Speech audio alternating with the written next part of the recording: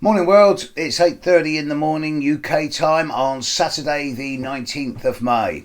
The moon is at 20 degrees of Cancer, moving into 21 and 22, opposing Pluto over the coming few hours, which is, depending on your take of astrology, it's either a great time for a wedding, bringing the potential for transformation, regeneration, rebirth, or it's a really bad time for a wedding, bringing impulsiveness, obsession, compulsive behaviour, and underhand behind the scenes tactics. Not really going to concentrate on that. There's more serious things happening in the world. This is the first of two videos today. The second one's going to be a lot lighter.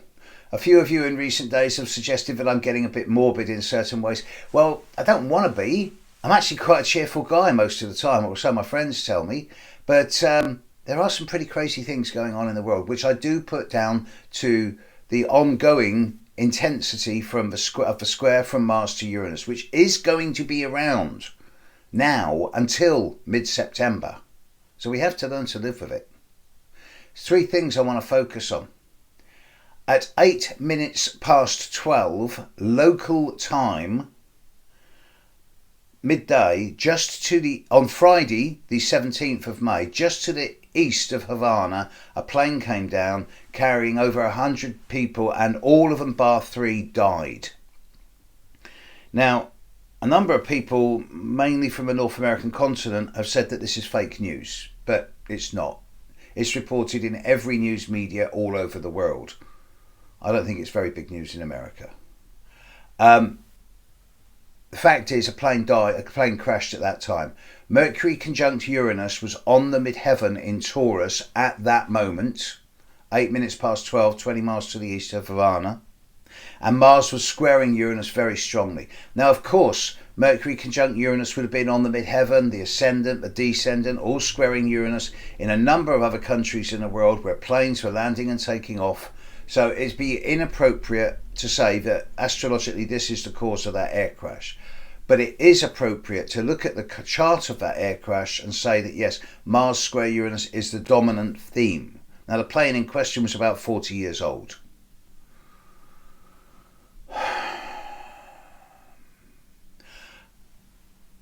So from an astrological, and of course the moon in the sky at the time was at 25-26 Gemini conjunct Venus. Again, not enough to signify an air crash from a horoscope, but over 100 people died there. Similarly, also on Friday, I believe, there was yet another school shooting in America. This time 10 people died. At least 10 people died, most of them children. This is the 22nd school shooting in America this year. And this year we've only had something like 23 weeks, so it's an average of one school shooting a week. I've not looked at the horoscope of this. I've got the time of it, but I just don't feel I can do it. I can't separate myself from the sadness of the event, and my condolences go to the children and the parents of the children who have been murdered. There seems to be an unwillingness or an inertia to address things like this in America. I'm not going to say too much about this because I get trolled mercilessly by right-wing fascists who think it's their right to carry guns in schools or to arm teachers. But no other country in the world gets 5% of the school shootings that America does. So one has to question why. Also, on Friday, it seems that the Catholic world got knocked upside down. 32 bishops in Chile resigned, or are resigning. One of them is certainly guilty of covering up for a priest who's been abusing children for decades. The Pope appointed that priest, even with the accusations, saying that until it's proven, he's a good guy. It's now been proven. The rest of the Catholic hierarchy in Chile are all resigning en masse. I've never seen anything like this before, where the whole hierarchical group of Catholicism just resign en masse. Who knows whether this is a sign of things to come? But whilst the Catholic Church insists on priests remaining celibate, there will always be the tendency